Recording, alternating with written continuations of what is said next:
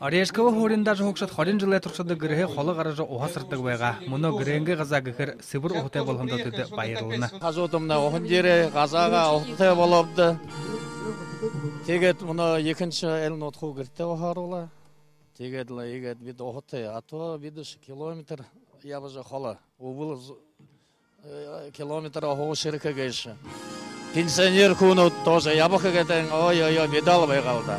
Хотин захирган Орешковың олы зомтай хамты худылжы олын жылы туршады шиитхигдыжы ядадық вайхын бір кішелі қойнағыра.